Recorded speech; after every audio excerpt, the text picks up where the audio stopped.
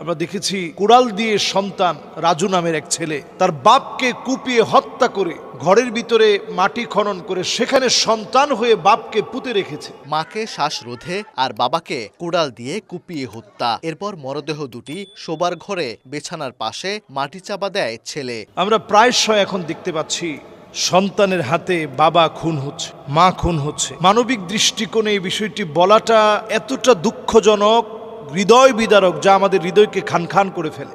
যে মায়ের স্মৃতি আমাদের সন্তানদের প্রত্যেকটা সন্তানের গায়ের সাথে লেগে আছে, যে বাবার স্মৃতি আমাদের প্রত্যেকের গায়ের সঙ্গে লেগে আছে। বড় দুঃখজনক, পরিতাপের বিষয়। আমরা দেখেছি কুড়াল দিয়ে সন্তান রাজু নামের এক ছেলে তার বাপকে কুপিয়ে হত্যা করে ঘরের ভিতরে মাটি খনন করে সেখানে সন্তান হয়ে বাপকে পুঁতে রেখেছে। মানুষজন এসে বাবার মৃত লাশটাকে উদ্ধার করেছে। এর কিছুদিন আগে আমরা দেখেছি কালীগঞ্জে বাপ সন্তানকে কুপিয়ে হত্যা করেছে। ঈদের পর যার বিয়ে হবার কথা ছিল, এখন তারই মৃত্যুর শোকে কাতর পুরো পরিবার। অন্যদিকে সেই ছেলেকে হত্যার দায়ে জেলবন্দী বাবা, আর সেই হত্যা মামলার বাদী অভাগী মা। বিয়ে করাবে ঈদের পরেই আমাকে বললো যে তুমি একটু বিয়েটি দেখো, সে তো নেশা টেশা করে, যদি বিয়ে করে দিই তো ভালো হয়ে যাবে। ও কিন্তু হঠাৎ করেই যে তার বাবা তাকে মেরে ফেলছে এটা কিন্তু না, কারণ আছে, অবশ্যই কারণ আছে। টাকার জন্য গর্ভধারিণী মাকে মারধর করেছিল ছেলে, আর সেই ক্ষোভেই ঘুমন্ত ছেলেকে কুড়াল দিয়ে কুপিয়ে হত্যা করলেন বাবা। গত ৩ এপ্রিল ভোরে গাজীপুরের কালীগঞ্জ উপজেলার জামালপুর এলাকায় ঘটে এমনই লোমহর্ষক ঘটনা। সহ্য করতে না পেরে এই যে দৃশ্যগুলোর অবতারণা হচ্ছে, এখন দিন দিন বেড়ে যাচ্ছে। আমরা সন্তানদের কাছে কি আশা করতে পারি? ওমর রাদিয়াল্লাহু তাআলা আনহুর কাছে একটা বিচার এসেছে যে আমার সন্তান আমার সঙ্গে প্রতিনিয়ত বেয়াদবি করে। ওমর রাদিয়াল্লাহু তাআলা আনহু সন্তানকে ডেকে আনছেন, তুমি কি তোমার মা বাবার সঙ্গে খারাপ ব্যবহার করো? সন্তান বলেছে যে হ্যাঁ, আমি খারাপ ব্যবহার করি। তবে খলিফাতুল মুসলিমিন, আমার কি কোনো হক আছে? যেই হকগুলো আমি পাওনা ছিলাম, এবার খলিফাতুল মুসলিমিন আমিরুল মুমিনিন হযরত ওমর রাদিয়াল্লাহু তাআলা আনহু বললেন, তুমিও 3টা হক তোমার মা বাবার কাছে পাওনা ছিলা। এর মধ্যে একটা হক তুমি পাওনা ছিলা, তোমার বাপ একজন নেককার স্ত্রীকে স্ত্রী হিসাবে গ্রহণ করবে। ছেলে বলছে আমি নেককার কোনো মা পাইনি। আজকে এখন অনেকের ঘরে তাকালে দেখা যায় মা তেমন নেককার না, তিনি নামাজ পড়েন না। সন্তান আপনার কাছ থেকে আদর্শ কিভাবে নিবে? সারাদিন আপনার চলে যায় স্টার জলসা, জি বাংলা, স্টার প্লাস, হিন্দি বিভিন্ন সিরিয়াল দেখে, নাটক দেখে, সিনেমা দেখে আপনার দিন চলে যায়। কেমন করে আপনার সন্তান আদর্শ নিবে? এরপর 2 নাম্বার হকের কথা বললেন হযরত ওমর রাদিয়াল্লাহু তাআলা আনহু। তোমার 2 নাম্বার হক হচ্ছে তোমার মা বাপ তোমার সুন্দর একটা নাম রাখবে। আমরা আমাদের সন্তানদের সুন্দর একটা নাম রাখাটাও আমরা বুঝি না। এই যে অভিশপ্ত সন্তান তার বাপকে মেরে ফেলেছে, তার নাম রাখছে রাজু। কি অর্থ আছে এই রাজু শব্দের? এই হকটুকুন পর্যন্ত আমরা মা বাপরা আদায় করিনি। এরপরে 3 নাম্বার হক হচ্ছে ছোটবেলা থেকেই সন্তানদেরকে তাওহীদ শিক্ষা দেওয়া, তাওহীদের জ্ঞান শিক্ষা দেওয়া ছোটবেলা থেকে। কয়জন সন্তানদেরকে ছোটবেলা থেকে তাওহীদ শিক্ষা দেই? কয়জন ছোটবেলা থেকে আল্লাহকে চিনাই? যেই সন্তানের কথা বলা হলো, অনলাইন জুয়ায় আসক্ত হয়ে সন্তান যখন হেরে গিয়েছে, জুয়া খেলতে খেলতে বিপর্যয়ের দিকে চলতে চলতে সন্তানটা এক সময় নিজে যখন আর পারছে না, বাবার কাছে টাকা চেয়েছে, বাবা দেয় নাই, নিজ হাতে বাবাকে হত্যা করেছে। নবী সাল্লাল্লাহু আলাইহি সাল্লাম বলছেন, লা তাকুমুস সাআহ, কিয়ামতের জন্য অপেক্ষা করা দরকার নাই, তুমি মনে করো কিয়ামত চলে আসছে। হাত্তা ইয়াকতুলা জারাহু, প্রতিবেশী যখন প্রতিবেশীকে মেরে ফেলবে, যেই প্রতিবেশী রান্নাবাড়া করলে একটু ঝোল বাড়িয়ে দিয়ে প্রতিবেশীকে খাওয়ানোর কথা ছিল, সেই প্রতিবেশীর হাতে যখন প্রতিবেশী নিহত হবে, শহীদ হবে, কিয়ামতের অপেক্ষা করা দরকার নেই। হাত্তা ইয়াকতুলা আখাহু, আপন ভাই ভাইকে মেরে ফেলবে। বর্তমান সময়ে আমরা প্রায় সময় এরকম দৃশ্য দেখি, ভাইয়ের হাতে ভাই মারা যাচ্ছে, শহীদ হয়ে যাচ্ছে।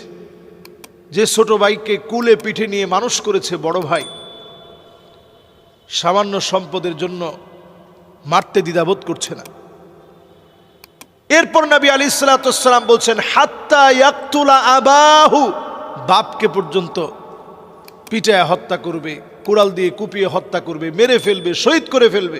এই দৃশ্য এখন আমাদের চোখের সামনে, যে বাপকে পর্যন্ত সন্তান মেরে ফেলেছে। এই যে আমাদের সমাজের একটা কুলুষিত অধ্যায় রচনা হচ্ছে, এটার ভালো কোনো শাস্তির কথা আমরা তেমন শুনি না। আমি বলবো অনতিবিলম্বে এই কুলাঙ্গার সন্তানকে শুধু ফাঁসি না, ফাঁসি নিশ্চিত করে এটি পুরো জাতিকে জানায় দেওয়া, যেই ছেলে তার বাপকে শহীদ করেছে অনতিবিলম্বে তাকে ফাঁসির দণ্ড দিয়ে তার শাস্তি নিশ্চিত করা উচিত। এবং সেটা সমগ্র বাংলাদেশে এই তথ্য ছড়িয়ে দেওয়ার মধ্য দিয়ে জানিয়ে দেওয়া দরকার, যেই সন্তান বাপকে মারতে পারে তার জন্য ফাঁসিটা কত জরুরি, তার শাস্তি নিশ্চিত করা কত জরুরি। আমরা এই দৃশ্য শুধুমাত্র নতুন এখন দেখেছি তা না, কিছুদিন আগে একজন আলেমকে পর্যন্ত তার ছেলে মেরে ফেলেছে। এই দৃশ্যগুলো এখন প্রতিনিয়ত ঘটছে। এগুলো যদি শাস্তির আওতায় না নেন, এগুলো বিপর্যয় আকার ধারণ করবে। এজন্য সন্তানদের গতিপথ, পথ চলা, কোথায় যাচ্ছে, কার সঙ্গে মিশছে, বেশিরভাগ সন্তান এখন জুয়ায় আসক্ত হয়ে অনলাইন বিভিন্ন ব্যাটিং সাইটগুলো আছে, জুয়ার সাইটগুলো আছে, এই সাইটগুলোতে প্রবেশ করে সন্তান বিপদগামী হয়ে যাচ্ছে। মোবাইল আমরা সন্তানদেরকে দিয়ে দিই। অনেক সময় সন্তানদের প্রাইভেসি আছে বলে আমরা মনে করি সন্তানদের ঘরে প্রবেশ করি না, তাদের পাসওয়ার্ড নিয়ে ঘাঁটি না, সে ফেসবুকে কি করছে, তার ব্রাউজারগুলো সংরক্ষিত আছে কিনা আমরা দেখার চেষ্টা করি না। এগুলো না দেখার কারণে ফলাফল হচ্ছে বহু পিতা সন্তানের হাতে লাঞ্ছিত, অপদস্থ, অপমানিত হচ্ছে। একটা সময় যখন সন্তান বড় হয়ে যায়, তখন পিতার গায়ে হাত তুললে এই পিতার এর চাইতে বড় অপমান আর লাঞ্ছনা পিতার জন্য আর হতে পারে না, যে সন্তান তাকে ধমক দিয়ে কথা বলে।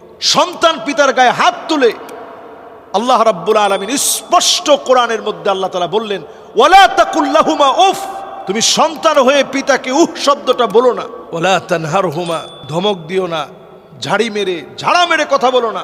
যখনই কথা বলবা নরম সুরে কথা বলো। ওয়াকফিদ লাহুমা জানাহাযুল, নিজের বাহুটাকে অবনমিত করে দাও সন্তানের সামনে গিয়ে, পিতামাতার সামনে গিয়ে নরম সুরে কথা বলো। তোমার ছোটবেলায় যেভাবে বাহুটাকে অবনমিত করে তোমাকে কাঁধে উঠিয়েছিল বাপ, তোমার মা যেভাবে কুলের মধ্যে উঠায়ে তোমাকে নিয়ে হেঁটেছিল, তোমাকে যেভাবে হাঁটি হাঁটি পা পা করে হাঁটা শিখিয়েছিল, পিতামাতা বার্ধক্যে উপনীত হলে তাদেরকে এইরকম এক পা দুপা করে হাঁটাও, তাদের সঙ্গে আনন্দ চিত্তে কথা বলো। কথা বলার সময় মাথাটাকে ঝুঁকায় দিয়ে কথাগুলো শোনো, আর তাদের জন্য দোয়া করো, রব্বির হামহুমা কামা রাব্বায়ানি সগীরা। ছোটবেলায় যেভাবে মা বাপ আমার উপরে ইহসান করেছে, আল্লাহ বৃদ্ধ বয়সে বার্ধক্যের সময়ে মা বাপের উপরে আল্লাহ আপনি ইহসান করেন। এইভাবে করে দোয়া করা। আল্লাহর কাছে আমরা এই আখিরুজ্জামান, শেষ জামানার এই ফিতনার অন্যতম একটা ফিতনা, সন্তানের কাছে পিতামাতা অপদস্থ হওয়া, লাঞ্ছিত হওয়া, আমরা এটা প্রতিনিয়ত আমরা দেখতে পাচ্ছি, আমাদের চোখের সামনে ভাসতেছে। কিছু বললেই সন্তান মারমুখী হয়ে যায়। আল্লাহর হস্তে এই হারাম কাজ থেকে দূরে থাকেন, কোরআনের দিকে আসেন। আর পিতামাতাদেরকে বলবো, ছোটবেলা থেকে স্নেহের সুরে, আদরের সুরে, ভালোবাসার সুরে সন্তানদেরকে আদর করে নসিহাগুলো শোনান। লোকমান আলাইহিস সালাম যেভাবে ছোটবেলাতে শুনিয়েছে, ইয়া বুনাইয়া লা তুশরিক বিল্লাহ ইন্নাশ শিরকা লাযুলমুন আযীম। ছোটবেলাতে সন্তানকে শিখিয়েছে, ও আমার প্রিয় ত্রণয়, ও আমার প্রিয় তনয়, প্রিয় বৎস, শিরক করো না। ইন্নাশ শিরকা লাযুলমুন আযীম, শিরক করা হচ্ছে সবচেয়ে বড় জুলম।